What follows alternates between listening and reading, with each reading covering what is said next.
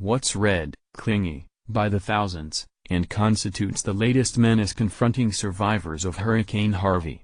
Fire ants. They sting. They're venomous. And they're looking for any dry place, from rescue boat, to backpack, to pant leg, to set up new housekeeping. The tiny creatures link together in colonies of as many as 100,000 to survive threats like floods.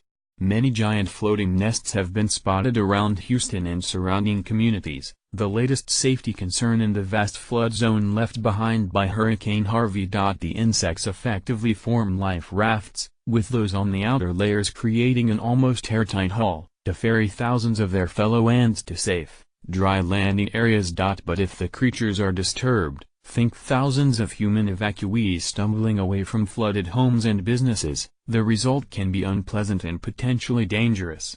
The bugs are known to sting en masse, a particularly worrisome outcome for anyone allergic to their alkaloid venom. Most people just feel a burning sensation and are left with a red patch of skin, but an allergic reaction can trigger anaphylactic shock, which can include welts and trouble breathing. Journalists and many others have been posting pictures of massive floating ant colonies found around Houston and other communities. Some colonies, bunching together, cover multiple square feet of open water.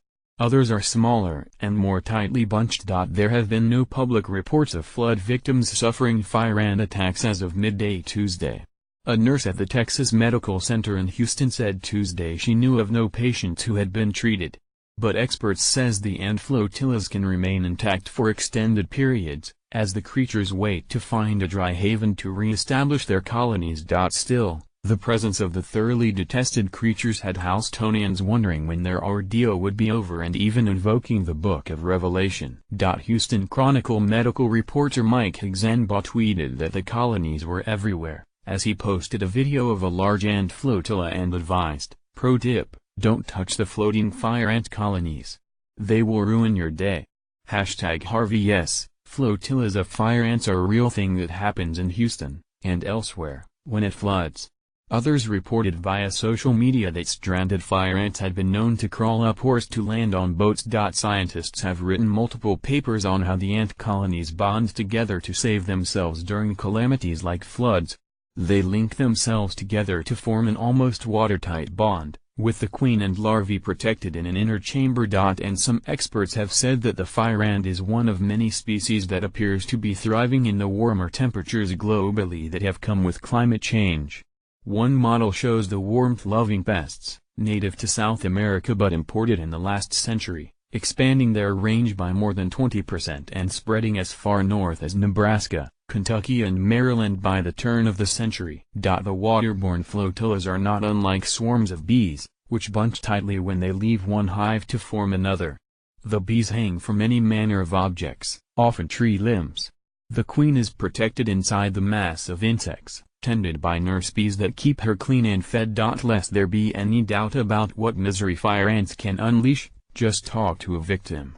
Eric Westphaling, now a cinematographer in New York City, recalls an encounter when he was visiting his parents' home near Lake Travis, when the Texas lake was at historic high levels. He stepped on a ball of ants, which stung him multiple times.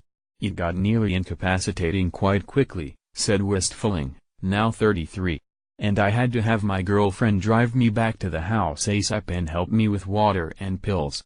He called the encounter, more than a decade ago, very intense and said the realization that angry ants can float put me off swimming there for a few years. Westphaling concluded, praying for Houston folks. Houstonia magazine tried to take a bit of a lighter view in its article warning residents to be on guard. Bless them, it wrote. They're just trying to make it, like the rest of us. Even if they're horrible little ankle biters.